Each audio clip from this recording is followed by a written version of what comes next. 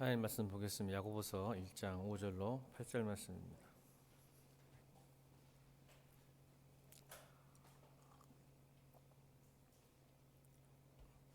야고보서 1장 5절로 8절 말씀 합독합니다.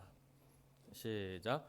너희 중에 누구든지 지혜가 부족하거든 후히 주시고 꾸짖지 아니하시는 하나님께 구하라. 그리하면 주시리라.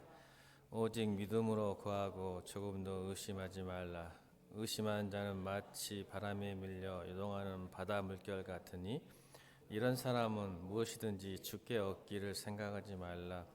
두 마음을 품어 모든 일에 정함이 없는 자로다. 5절 한 번 더 읽습니다. 5절 시작.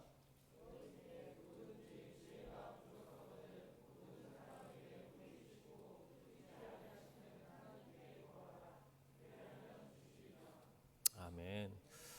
5절을 보면서 우리가 무엇을 구하면 다 주신다고 생각하는 거예요. 그죠? 그런데 그건 아니죠. 시험을 당한 사람에게 시험은 결코 만만치 않기 때문에 힘들기 때문에 지혜가 필요한 거예요. 그걸 어떻게 그러니까 시험이 사라지는 게 아니라 시험을 어떻게 이겨 가야 되거든요. 그래서 인내라는 것은 수동적인 짓밟힘이 아니에요. 숨어 있는 거, 멈춰 있는 거 아무것도 하지 않는 게 아니라 내가 하나님 앞에 믿음으로 전진해 가는 거예요. 비록 왜 시험을 당하고 오고 상황과 이해가 설명이 안 되지만 우리는 그것에 숨고 도망치고 낙심하고 절망하는 게 아니라 그럼에도 불구하고 한 걸음 한 걸음 믿음으로 걸어갈 수 있는 그걸 인내라 한다고 여러분에게 말씀드렸습니다. 그래서 뭐라 했죠? 시험을 당하거든. 참 성경을 잘 해석했어요. 당하거든. 당하는 거죠. 내가 자초하는 것도 있을 수 있지만 당하는 거예요. 시험은. 당할 때 어떻게 하겠어요? 기억해요. 자, 따라합시다. 시험을 당하거든 기쁘게 여기라. 지금 여러분 야고보서 세 번째 시간인데 여러분 한 문장으로 정확하게 내 마음에 심어 놓으셔야 돼요. 그래야 여러분 그걸 가지고 삶을 적용하고 살아낼 수 있는 거예요. 아, 시험을 당하면 기쁘게 여기다. 여기다는 뜻은 무슨 뜻이겠죠? 생각하라. 생각하라. 왜 기쁘게 되는지 생각하라라고 여러분 해야 됩니다. 그럼 오늘 두 번째 큰 문장으로 제가 결론부터 얘기하자면 여러분 결론 좋아하시잖아요. 지혜가 부족하거든 기도하라. 시작. 이 두 과정을 거치는 거예요. 시험을 당할 수밖에 없는 거죠. 그래서 시험을 왜 당하는가? 왜 시험이 보편적인가라는 것들 생각해 보기를 원합니다. 내가 왜 시험을 당해야 되는지 이유를 잠깐 설명하도록 하겠습니다. 여러분 세상이 불완전하기 때문에 그렇습니다. 왜 불완전하냐면 죄 때문에 세상은 복된 상태를 상실해버린 거예요. 하나님은 우리에게 이렇게 어렵고 힘든 세상을 한 번도 만들려고 조장하지도 않으셨어요. 근데 죄가 들어섬으로부터 이 세상은 복된 상태, 가만히 있어도 우리가 복을 받는 상태에서 벗어나게 된 겁니다. 그래서 세상이 불완전하게 된 거죠. 그러니까 여러분 내가 아무리 잘해도 세상의 불완전 때문에 내가 당하고 사는 거예요. 두 번째는 하나님과의 관계가 파괴됐기 때문에 인간 관계도 파괴되었기 때문입니다. 하나님과 관계가 파괴됩니다. 하나님 없는 관계는요, 사람은 항상 하나님과 내가 멀어지는 순간 자기 중심적이 되는 거예요. 그러니까 하나님 관계가 사랑의 관계, 서로 소통의 관계, 서로 위하고 헌신하고 도와주는 관계에서 그 관계가 사라지니까 사람은 자기 자신을 스스로 지키기 위해서 자기 중심적이 되는 거예요. 그러니까 하나님이 나를 돕고 나를 지키신다는 걸 믿으면 내가 그렇게 힘내서 나를 지킬 필요가 사실 없어요, 여러분. 이게 이제 하나님과의 믿음의 문제거든요. 내가 애써서 고민하고 염려해서 내가 삶을 살아내야겠다는 생각이 사라집니다. 왜 하나님 나를 돕고 있는 걸 믿거든요. 믿기도 하고 현실적으로 실제적으로 구체적으로 나타나니까. 그래서 여러분 크리스찬들이 기쁨과 평안이 넘치는 거예요. 애쓰지 않아도 살 수 있다는 걸 알기 때문에. 또 여러분 염려 근심 온다고 해서 또 그렇게 살 수 있는 것도 아니고. 그래서 하나님 관계가 파괴되면서 사람들은 전부 자기 스스로를 보호하고 지키는 어려움 속에 빠지는 거예요. 그러니까 사람과의 관계가 어떻게 돼요? 파괴되죠. 하나님과 관계가 파괴되니까 사람과의 관계도 파괴되는 거예요. 내가 내 스스로 지키지 않으면 사람이 속거든요. 내가 당하거든요. 그래서 시험이 오는 거예요. 세 번째는 사단 때문입니다. 사단 때문에 시험을 당하는 이유는 하나님께서 우리 구원을 주셨다라는 뜻은 우리가 자유로 살고 다시 자유를 찾아주시는 거예요. 욕망과 죄의 문제에서 해방시켜 주는 거예요. 자유함을 주는 거거든요. 근데 사단은 그 꼴을 못 봐요. 그래서 다시 구원받은 백성임에도 불구하고 사람들을 죄와 욕망의 노예로 묶여 살기를 지금도, 여러분 지금도 그 느끼고 있죠. 사단 때문에 내가 자유인이고 구원받았는데도 불구하고 뭔가에 묶여 사는 우리의 인생, 사단의 세력이 있기 때문에 그렇습니다. 구원을 감격을 누리지 못하고 살아요. 자유인의 삶을 살지 못하고 여전히 뭔가 묶여서 아둥바둥을 살게 만들어 사단은. 이게 더 소중한 거야, 이게 더 중요한 거야, 이거 없으면 너 못 살아라고 자꾸 유혹한 그게 시험이에요. 너 이거 없으면 못 산다, 너 있으면 망해, 이거 없으면 무시당해, 너 이거 없으면 인정 못 받아, 이거 없으면 사랑 못 받아라고 자꾸 유혹합니다. 근데 하나님은 그것이 아니라고 성경 계속 이야기하는데 사단은 아니다고 그러게요. 너 그거 놓치면 큰일 나. 이 사단의 유혹, 시험이에요. 그래서 우리가 시험 당한다 그러죠. 시험 당. 사단의 유혹과 하나님의 말씀 사이에 그 갭 차이 때문에 시험 당하고 있죠. 그래서 자유하지 못하고 그거 없으면 못 살 것 같이 벌벌벌 떨고 사는 거예요. 사단은 절대 여러분 기쁨과 평화로 자유롭게 살기 원하지 않아요. 벌벌벌 떨며 두려움과 불안 속에서 허무 속에 살기 원하죠.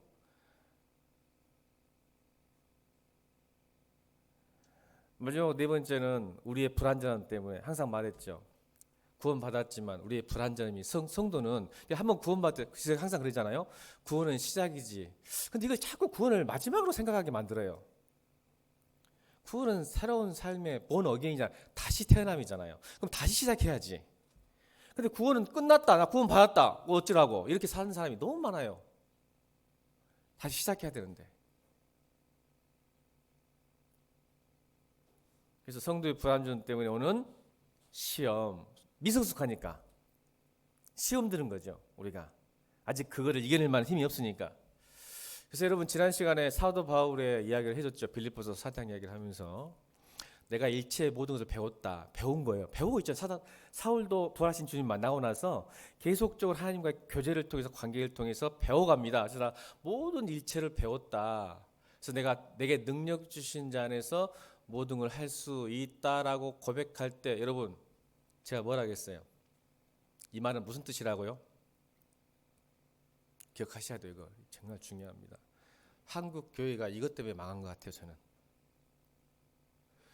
내게 능력 주신 자에서 모든 걸 할 수 있다라는 의미를 내가 믿고 기도하고 하나님이 은혜 주시고 막 이 양 다물고 금식 기도하고 새벽 기도하면 성공할 수 있다, 배부를 수 있다, 풍부할 수 있다라고만 거기까지 맞아요. 아멘.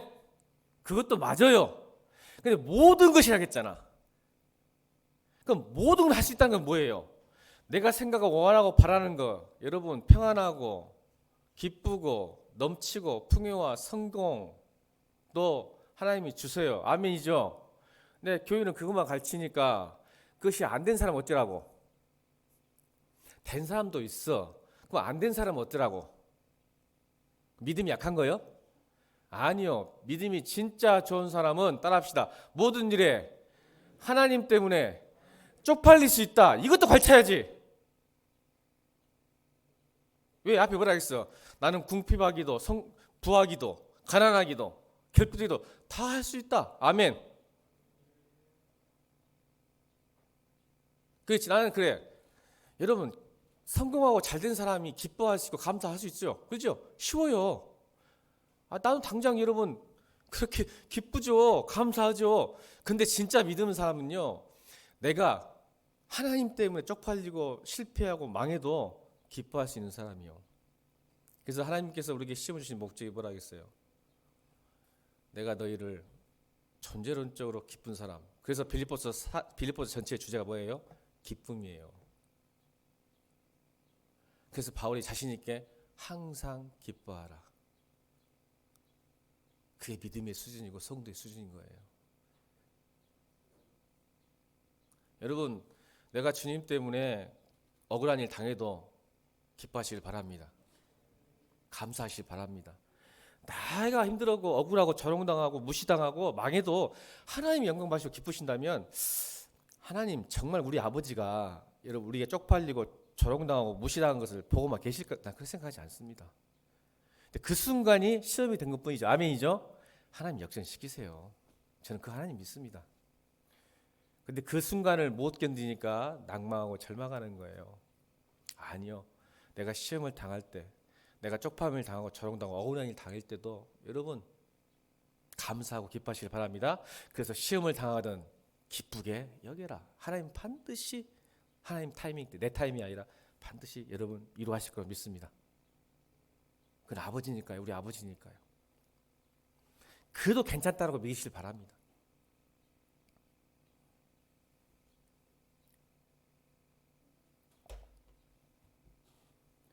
여러분 파스칼이 말했죠. 사람은 생각하는 갈대다. 이 말은 이 두 개가 숨겨져 있어요. 사람이 연약함과 강함을 파스칼 말했다는 생각하는 갈대. 우리 사람은 생각하는 갈대다라는 말을 한 것은 두 가지를 설명한 거예요. 하나는 강함과 연약함이요. 왜요? 강함이 뭐예요? 연약함부터 합시다. 연약함은 뭔 뜻이에요? 갈대라는 뜻이에요. 흔들린다는 거죠. 그런데 사람이 강한 이유가 뭔지 아니? 생각하니까. 할렐루야. 이게 굉장히 성경적이에요. 이게 파스칼은 두 개를 얘기하는 거예요. 사람은야 연약하기도 하지만 강한데 연약한 게 뭔지 아냐? 사람은 늘 요동치고 흔들리고 갈 바를 모른다. 그런데 그래도 불구하고 만물의 영장이 되고 이 하나님 맡겨주신 이 땅을 관리하고 통제하고 다스릴 수 있는 이유가 뭔지 아니? 생각하는 것이다. 생각은 뭘까요? 생각은 바로 두 가지입니다. 지식과 지혜입니다. 생각하는 사람은 지식이 있고 지혜가 있는 사람입니다. 생각하는 능력이 두 개를 나타내요. 지식과 지혜. 여러분 지식은 뭐예요? 지적인 능력이죠. 지적인 능력은 여러분 우리 예측 불가능입니다. 어마어마합니다. 사람의 생각의 힘은요, 지식은요, 어마어마합니다. 지금도 여러분 지식은 발전합니다. 그렇죠? 그래서 여러분 왜 우리가 이렇게 지식이 어마어마하고 예측 불가능할까요? 우리가 하나님의 형상의 수준으로 지으심을 받았기 때문에 그렇습니다. 그 지식이 우리 안에 있는 거예요. 그래서 이 지식은 과학과 문명으로 나타나기 시작합니다. 그래서 과학 발전은 거의 지금 하늘까지 올라가고 있죠. 그래서 제가 생각하기에는 바벨탑 수준까지 올라가고 있습니다. 사람의 지식은. 그래서 이 과학의 발전은 경제의 발전을 가져옴으로써 우리가 세상을 점점 낙원으로 만들어가고 있죠. 편안함으로. 그렇죠?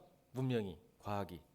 그래서 이 과학이 발전할수록 사람들은 이 땅이 천국이고 낙원인 걸 생각해요. 그래서 그로 인해서 그 과학과 문명을 누리기 위해서 뭐가 필요하죠? 돈이 필요해요.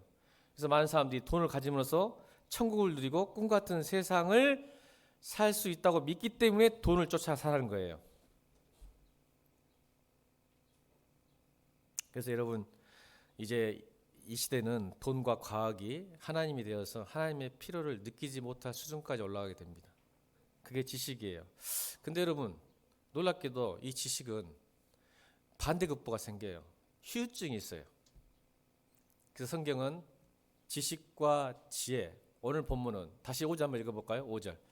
지식을 구하는 게 아니라 지혜를 구하라고 합니다. 신기합니다. 생각하는 능력 중에 지식보다는 지혜를 구하라고 하는 이유가 있다는 거예요. 자, 5절 읽겠습니다. 시작.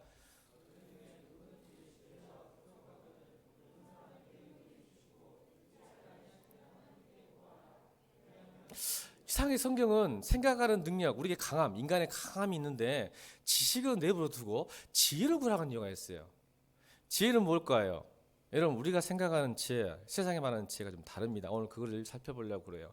여러분 지식은 우리의 생활과 환경과 편의를 줍니다.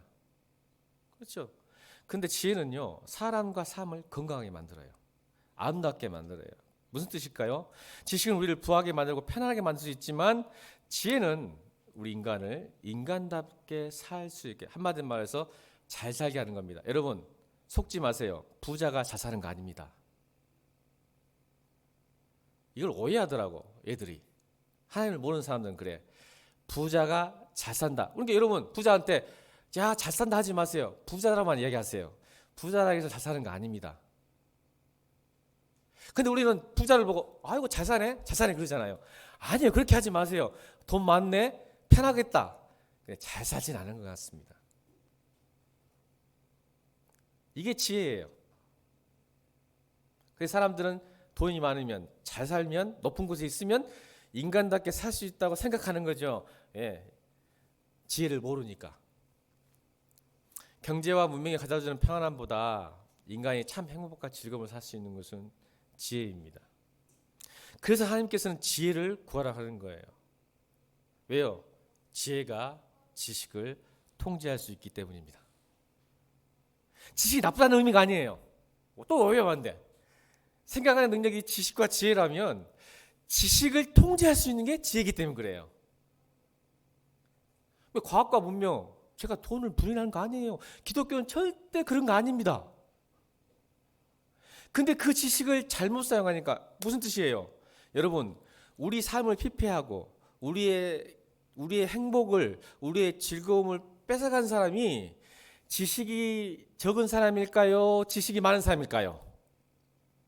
권력이 없는 사람일까요? 권력을 가진 사람일까요? 여러분, 돈 많은 사람들이 여러분 행복을 뺏고 있습니다. 아멘입니까? 아직도 이걸 모르면 여러분 지성인이 아닙니다.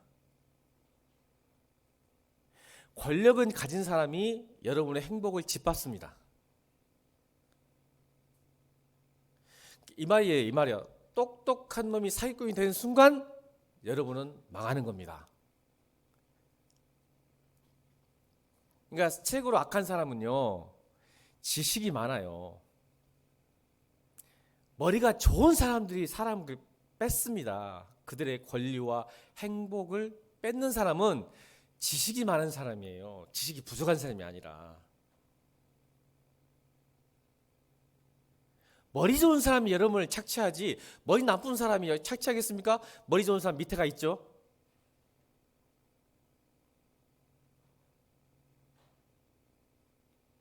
그래서 여러분, 지혜가 지식을 통제할 때 비로소 인간은 행복할 수 있다는 거죠. 그래서 이 세상이요, 지식이 없기 때문에, 지식만 있고 지혜가 없기 때문에 이렇게 힘듭니다.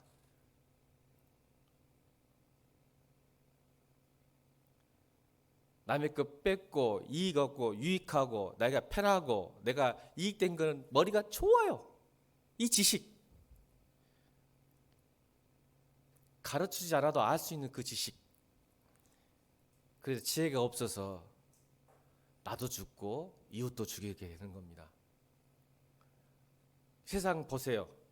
똑똑한 사람이 우리를 이렇게 착취하고 있어요. 억압하고. 그분들은 지혜가 없는 거죠. 제가 오늘 성경에 많은 지혜와 세상에 많은 지혜를 여러분에게 설명하려고 그러는 거예요. 여러분, 시험이 오면 이 지혜가, 하나님께서 여기 지혜를 주셨거든요. 근데 하나님께서 그 지혜가 제 기름을 발하지 못해요. 그럼 지혜가 뭘까? 일단은 세상에 많은 지혜가 뭐예요? 헬라어로 철학, 지혜, 소피아죠. 소피아. 철학의 변치사를 보면 이 소피아가 어떻게 표현하는지, 원래는 소피아가 소포아에서 왔어요. 형용사예요. 형용사. 현명한, 숙련된. 그래서 어떤 외적인 행동보다는 내적인 자질로 이 소피아 지혜를 설명, 그리스 소피아를 했거든요.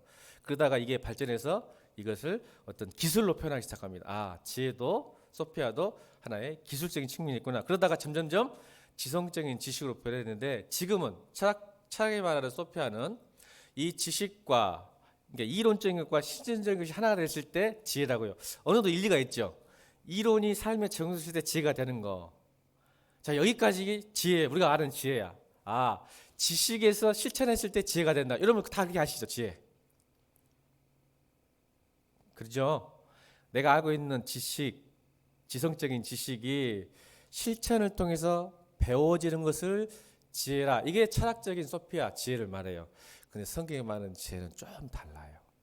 여기서부터 우리가 기도 제목과 우리 신앙이 조금 문제가 생기기 시작하는 겁니다.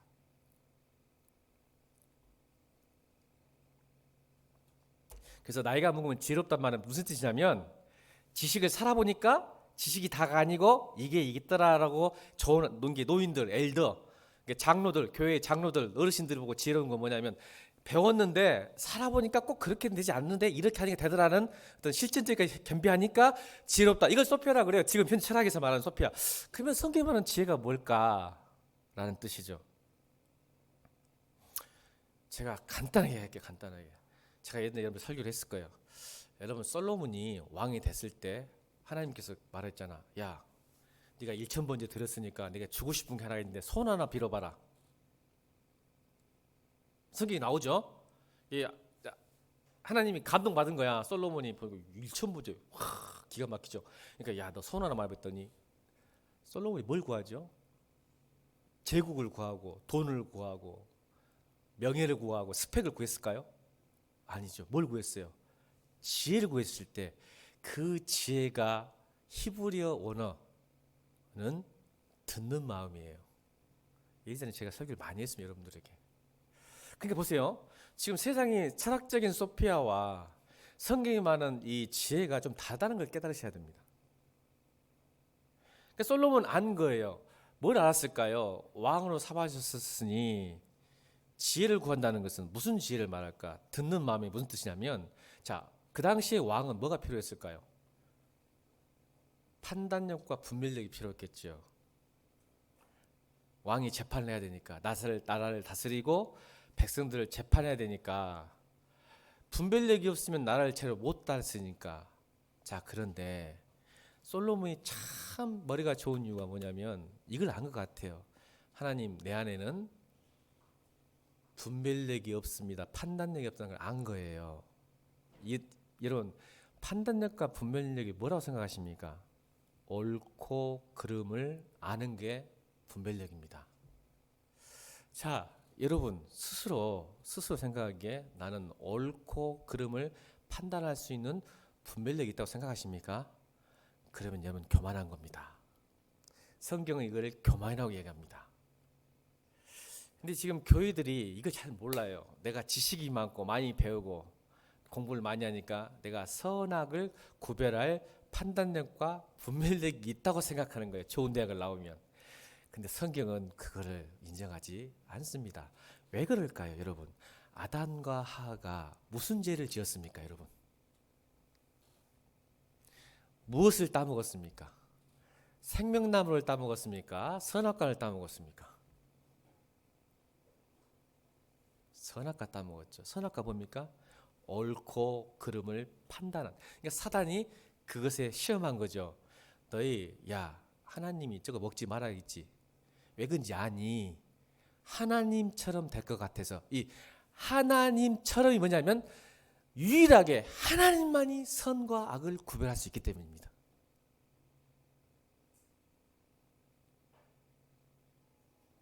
그러니까 그걸 따먹으면 너도 하나님처럼 된단 말이야. 너는 이제 선과 악을 구별할 수 있는 사람 될 거라고 유혹한 거죠. 그래서 선악과라는 거예요. 그랬더니 오히려 죄가 들어서 에덴에서 쫓겨나게 됩니다. 이 말은 인간은 절대로 선과 악을 분별할 수 없다는 뜻입니다. 목사님, 그게 무슨 말입니까? 죄송합니다. 지금 나이를 많이 먹은 것도 아닌데 제가 한 60이나 70대야 이 설교 할 것 같은데 미리 땡겨서 하겠습니다. 지혜가 뭐라겠죠? 살아보지 않은 것지만 살아본 것처럼 사는 거라 했으니까 저도 아직 지혜가 부족하지만 그냥 책에서 많은 선배님들이 했던 말을 그대로 하겠습니다. 여러분 오늘 판단했던 선이 악이 됩니다. 시간이 지나면. 이렇게 생각하면 돼요. 여러분 초등학교 때 중학교 때 그렇게 좋다고 생각하는 것이 지금은 아무것도 아니지 않습니까? 맞습니까? 안 맞습니까, 여러분? 그때는 그게 선이었고 가장 좋은 최고일 거라고 믿었어요. 초등학교 때 그 수준에. 그래서 여러분 아이들이 우리 부모님들 지금 부모 집사님들 아이들 많이 키우죠. 걔들 보세요. 이거 없으면 못 사는 것 같이는 울고 땡깡 부리고 앙탈 부리잖아요. 근데 부모 입장에서는 야 이게 울 일이고, 이게 소리 질 일이고, 이게 밥 안 먹을 일이고, 이게 학교 안 갈 일이고, 이겁니까, 여러분? 여러분 보시기에 부모님 입장에서 밥을 안 먹는데요, 학교 안 간대요, 이거 안 주면. 여러분 이걸 좀 또 조금 더 올라가 봐. 20대, 30대, 40대, 50대, 저 50대인데 지금도 내가 이걸 좋다는데 하나님 보시기에 아이고 국목사야, 너 이거 없다고 왜 이렇게 땡강 부면서 기도하냐? 여러분 우리는 선악을 구별할 수 없어요. 그래서 솔로몬이 주시려면요, 지혜를 주십시오. 무슨 말일까요? 내 안은 이스라엘을 다스릴 수 있는 선악의 분별력이고 판단력이 없으니 하나님께서 말씀하시면 듣는 마음만 주시면, 주님이 가라 하면 가고, 주님이 멈추라 하면 멈추고, 하라 하면 하고, 하지 말라면 하지 않겠다는 그 듣는 마음을 주신다면 나는 그것을 지혜라고 얘기하겠습니다. 할렐루야.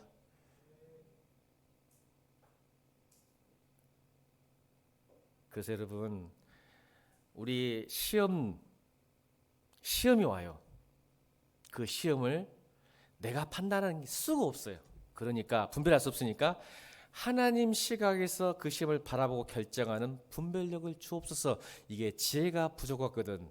자, 다시 5절 읽겠습니다. 5절 시작.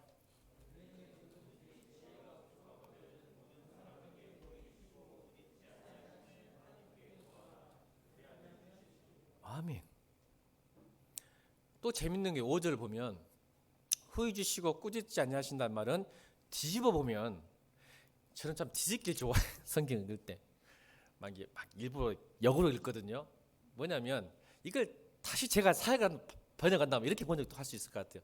너희 중에 누구든지 지혜를 부족하거든 모든 사람에게 후회 주시고 꾸짖지 않으신 하나님께 구하라, 그냥 주시라, 이 말 이렇게 저는 받아들였어요. 아, 내가 지금 시험 들고 있는데 지혜를 구하지 않으면 하나님께서 혼내시는 하나님이구나. 정말 미쳤죠. 성경이 저는 이렇게 읽어요. 막 반대로 뒤집어 읽는다니까 저는. 아, 구하는 사람에게는 꾸짖지 않냐고, 무슨 기도를 하고 네가 무슨 실수를 하고 무슨 시험 들어도 하나님은 꾸짖지 않고 후하게 주시니까 주실 그것을 저는 이상하게 나쁘게도 받아들여. 아, 시험 들었는데 기도하지 않으면 하나님께 벌 받는구나 라고 읽혀요. 저는 꾸짖을 수도 있겠구나 하나님께서.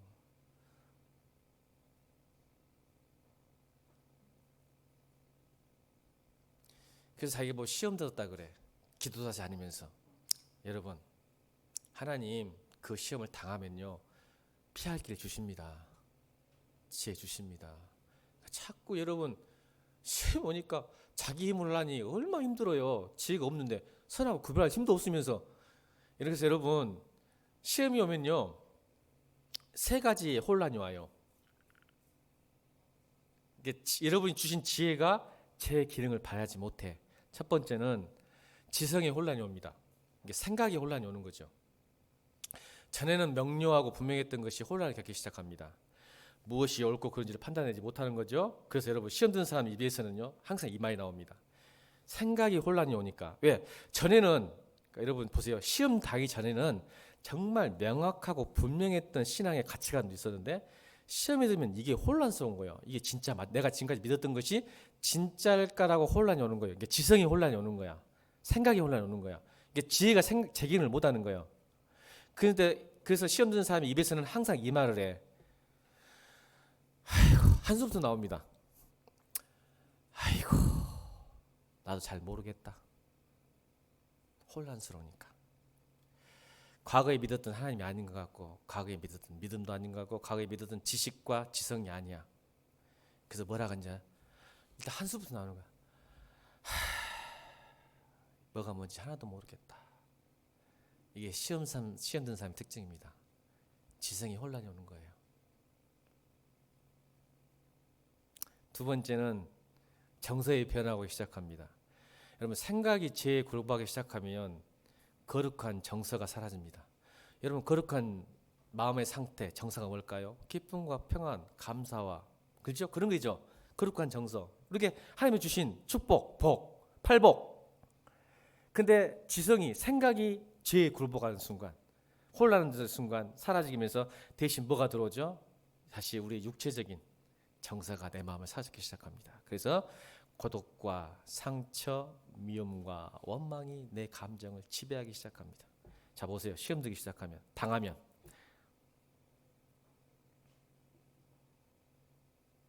세 번째는 이제 의지의 약화가 됩니다.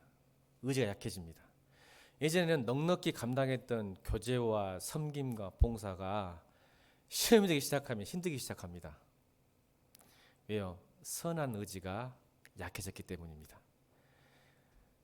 시험 든 사람은요, 봉사는커녕 따입시다. 섬김은커녕 예배 출석조차도 힘들어집니다. 시험 든 거예요, 여러분.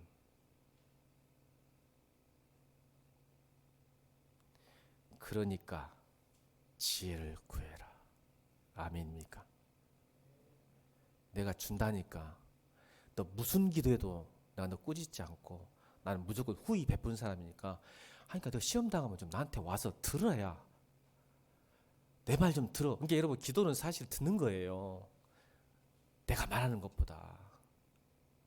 저는 목요일 때 기도할 때 딱 1시간이면 10분 기도하고 50분 듣습니다. 말씀해 주님 말 안 하면 저는 안 해버려요. 저는 얼마나 똥배짱인지 아세요? 저는 우리 예일교회 담임 목사는 우리 하나님이에요. 할렐루야. 저는 부목사예요. 아멘입니까? 여러분들은 나한테 담임 목사지만 나는 이 교회 담임 목사님은 하나님이요. 나는 부목사예요. 나는 그렇게 항상 믿어. 그래서 뭐해? 담임 목사가 하면 하고, 야 부목사 우리 교회 부교육자 없죠. 간사님 담임 목사님 말하면 하냐 안 하냐? 안 하면 안 하더라도 잘하더라고. 고마워. 그렇게 돼야지. 근데 내가 항상 기도할 때마다 그래요. 하나님, 저 원래 게으르고 일하기 싫은지 아시죠? 놀기 좋아하는 사람, 저 여러분 담임 목사 그렇게 거룩하게 보지 마세요. 저 엄청 놀기 좋아하는 사람이에요. 저 혼자 놔둬도 열심히 잘 놉니다. 와, 여러분 저를 오해한 거예요. 내버려 둬보세요. 제가 얼마나 잘 노는지. 그러니까 이렇게 하나님께 배짱 드는 거예요. 하나님, 빨리 말씀하세요. 이번 주에 뭐 해야 돼요? 이번 달에 뭐 해야 되고, 내년에는 뭐 해야 되고, 올해는 뭐 해야 돼요? 들어. 말 안 하면 안 해요. 놀라부러 해요. 놀라부러. 근데 제 퇴근 시간이 몇 시인지 아십니까? 말씀은 안 하시는데 퇴근 시간 날마다 12시입니다. 저를 가만히 안 둬요. 이 교회가. 안 믿네. 누구는 탁구 치냐고 12시인데 저는 사역하다가 12시입니다. 청년들 와고 탁구 지기들 12시까지 탁구 치고 나는 12시까지 상담하고 앉아있고 성공하고 앉아있고.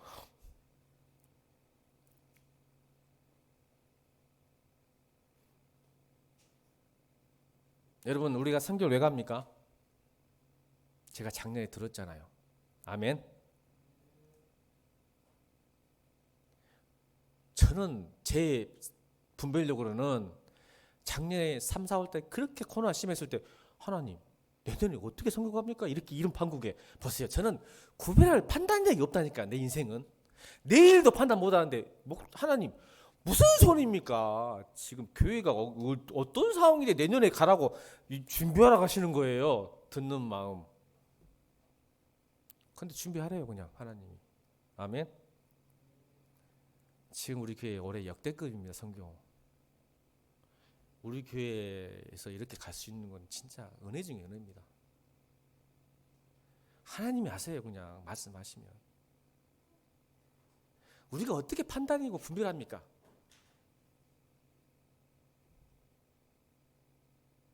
그걸 교만이라 그래 성경은.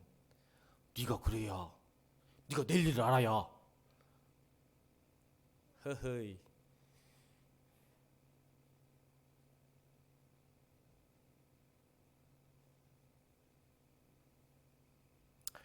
여러분 지혜를 구하십시오. 여러분 생각의 혼란에서 벗어납니다. 아멘. 자, 시편 13편 16절 17절 읽겠습니다. 자, 생각의 혼란에서 벗어나면 지혜를 구하면 주시면. 자, 시작.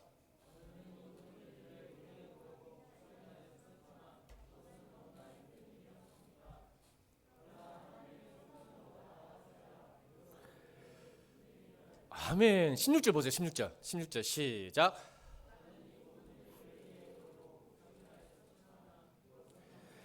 이제 시편 집에 가서 13편을 묵상해 보시면 앞절에 이해를 못한 일이 너무 많아 인생에. 그런데 오늘 16절 17절 보니까 16절 보니까 내가 이 모든 내게 당한 모든 일, 내 인생의 내 가정과 교회의 모든 인생을 이해해 보려고 무척이나 지혜 애썼지만 그것은 너무나 힘든 일이었는데 17절 시작. 지혜를 주신 거예요. 성전에 나와서 주님께 붙들고 주님 기도하니까 하나님 나 모르고 있습니다. 미쳐버렸습니다. 이게 왜 이런 현상이 나타납니까 저한테. 그랬더니 성전에 나아갈 때 비로소 깨닫게 되었습니다. 지혜를 주신 거죠. 여러분 내가 맞는 시험 상황들 혼란이 올 겁니다. 어려움 당할 겁니다. 생각이 지칠 겁니다. 무질서해질 겁니다. 그러나 그 하나님께 나가면 여러분 질서를 다시 회복시킬 줄 믿습니다. 그래서 지혜를 구하신 거예요. 두 번째는 여러분 감정의 파도 보세요. 자 6절 보겠습니다. 6절 오늘 본문 6절 시작.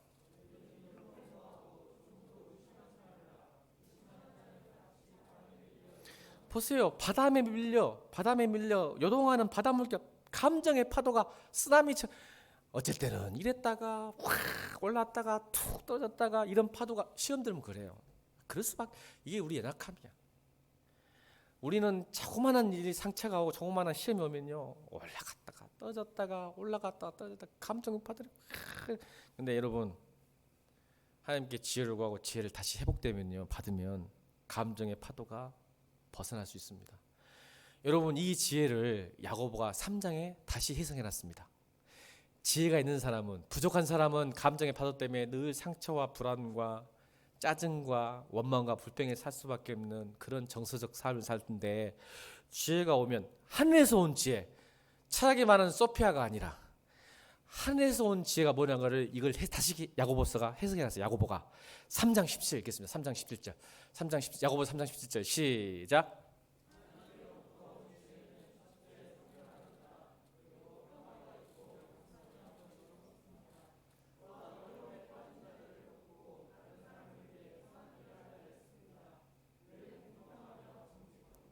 보세요. 하늘에서 온 지혜 철학적 소피아가 아니라. 근데 여러분 예수 믿어도 최고 철학적 소피아를 생각하고 앉아 있어. 그런 이런 개념을 모르니까 교회가 전부 세속화되고 있는 거예요. 기도하고 반향도 틀리고 무슨 기도일지도 모르고. 그러니까 기도 열심히 하는데 응답이 안 와. 하나님 원하는 것과 내가 코드가 안 맞아 지금. 그러니까 여러분 잘 배우고 잘 실천하기 굉장히 중요한 거예요. 자 여러분 오늘 이 자리에 듣고 있는 여러분 지금 지혜를 받고 있어요? 안 받고 있어요? 지금 지혜가 생기고 있어? 지혜가 안 생기고 있어? 하나님이 나타나갖고 죄송합니다. 대구가 그렇게 말씀하세요. 아니면 오늘 예배 가운데 국목사를 사용해서 부족하고 연약하고 깽판치는 국목사를 통해서 여러분을 위해서 하나님께 말씀하시는 거예요. 그렇게 믿으시길 바랍니다. 따릅시다. 메신저보다 메시지다. 그렇게 믿으면 여러분 복 받는 거예요. 나 그만 보지 마. 나 같은 사람 보지 말고 그냥 믿어. 하나님 지금 내게 메시지 주는데 듣는 마음이 있으면 여러분 집에 지혜 생기는 거예요.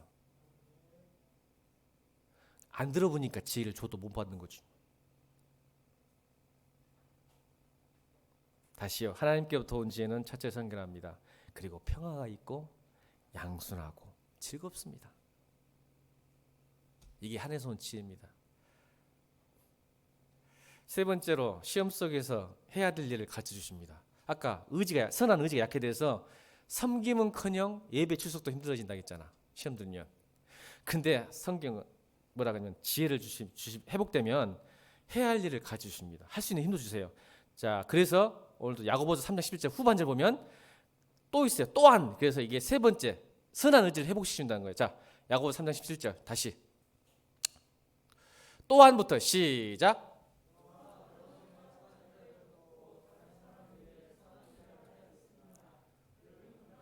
보세요. 하늘에서 온 지혜는 내 마음의 정서도 회복시키지만 선한 의지도 회복시키는 거야.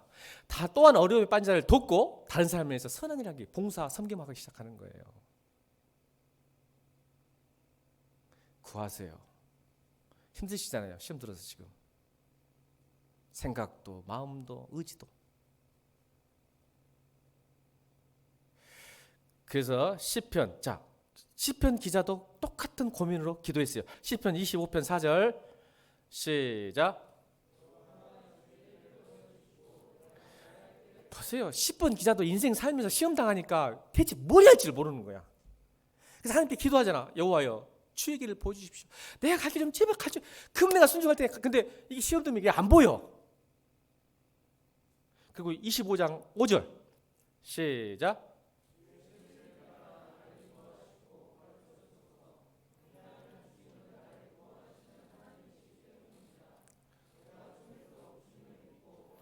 주님을 믿고 바라봅니다. 내 길을 가르쳐 줄 때까지 주님만 바라보고 있는 거야. 그랬더니 시편 기자가 51장 6절에 고백합니다.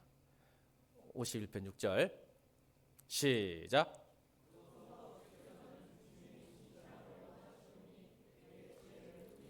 아멘, 아멘. 은밀히 기도하는 사람은 은밀히 가르쳐 주십니다.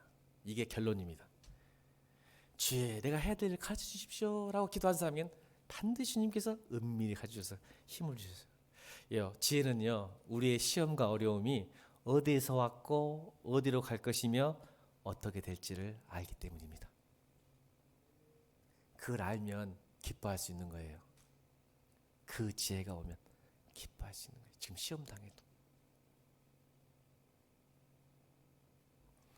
근데 있어요.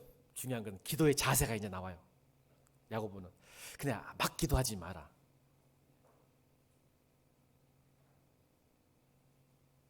8절입니다. 막 기도하지 마라. 8절. 아무나 기도하는 거 아니다. 8절 시작. 이거를 세번역 성경으로 바꿔서 읽어볼까요? 잘 모르겠죠. 두 마음 부모 모든 일이 정함이 없는 자로다, 이 말을 야고보서 1장 8절을 풀어쓸게요. 자, 안 써놨어요? 있네요. 시작.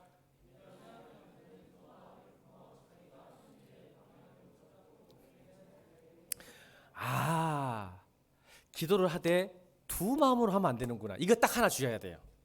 그러니까 막 기도한다고 해서 되는 게 아니고, 죄송합니다. 어쩔 수, 기도하면 될 것 같은데 성경은 갖추고 있나 봐. 두 마음을 품지 말고 기도해야 돼요. 그래서 믿음의 반대말은 두 마음이에요. 그래서 두 마음, 쪼개진 마음을 제가 뭐라 그랬죠? 염려와 근심이라고 했잖아요. 믿음의 반대말은 의심도 아니고 염려예요. 마음이 나뉘는 상태. 여러분, 시험을 당하면 사람이 안정감이 없어요. 헤매요. 어쩔 때는 이랬다 저랬다 방향을 못 잡아요. 그게 두 마음이에요. 하나님의 지혜, 하나님의 뜻은 별로 어려운 게 아닌데 왜 두 마음을 지금 설명하려고 해요? 두 마음으로 기도하면 안 돼. 그래서 7절에 이런 사람은 무엇이든지 주께 얻기를 생각하자. 기도해도 응답 안 된다는 뜻이에요. 이런 사람은, 두 마음을 품은 사람, 요동치는 사람들, 흔들리는 사람들은 무엇이든지 주께 얻기를 생각하지 말라. 이 말은 기도해도 안 된다는 거죠. 미안하게도 다 했으면 좋을 텐데. 두 마음이 뭐냐면 이거예요.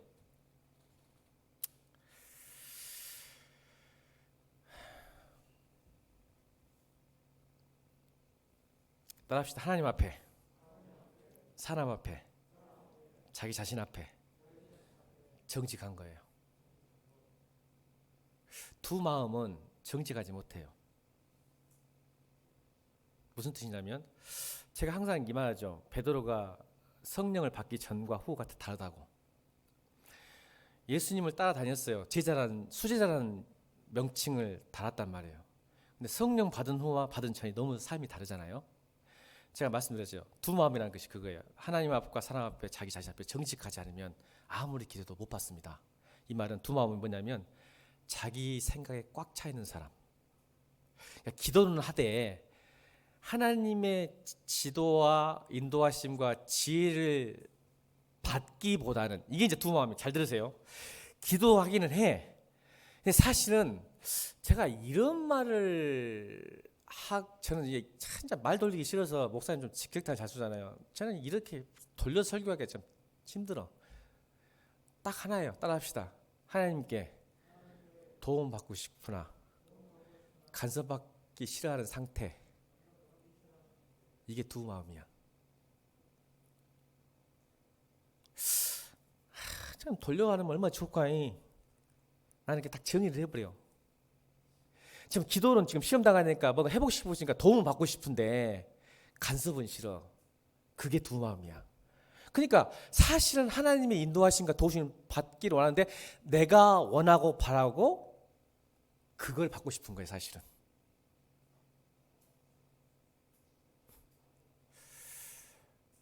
여러분 그거 있죠, 우리 안에? 요새 없어요.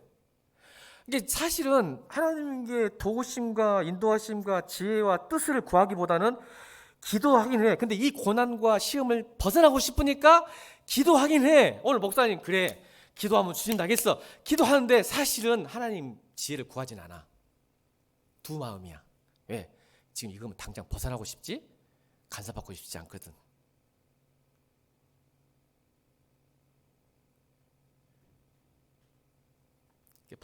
그게 베드로가 어쨌어요?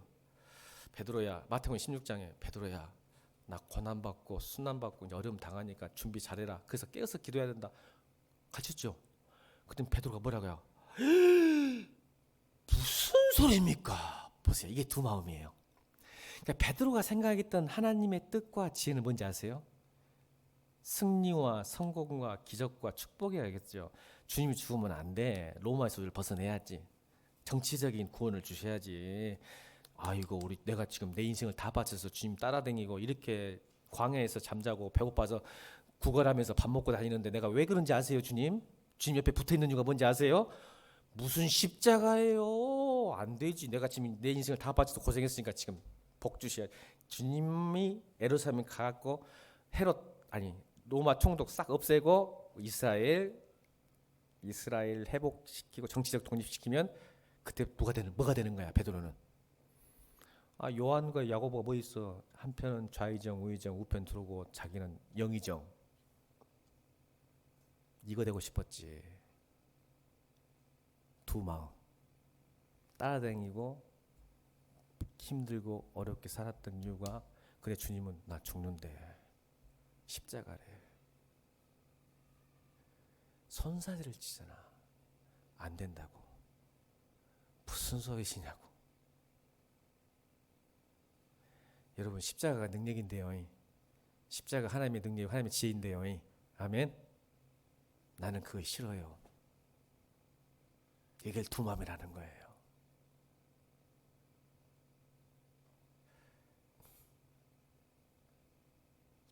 자기 생각으로 각자 쓰니 하나님 지혜를 사실 들을 수 있는데, 자 보세요. 하나님이 기도하면 들을 수 있는데 자기 생각으로 꽉 차 있으니 못 듣는 거예요. 그게 지혜가 듣는 마음이 사라져버린 거지. 하나님 말씀하신 뒤 내가 원하는 말을 듣고 싶은 거야. 기도해도 답을. 그게 못 듣는 거 아니겠어요? 그래서 여러분 기도할 때 꼭 이 기도부터 하세요. 기도할 때 시편 51편 10편입니다. 이 기도부터 하시는 거예요. 시작.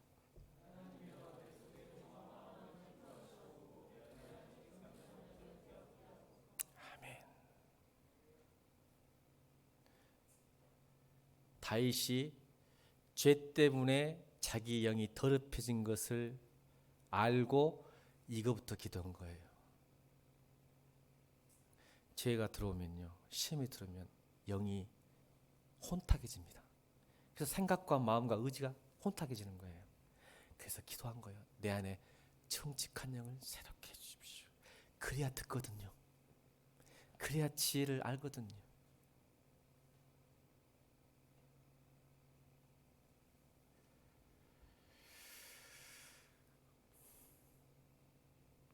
여러분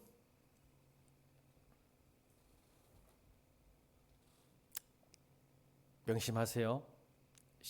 시험을 당하거든 온전히 기쁘게 여기라.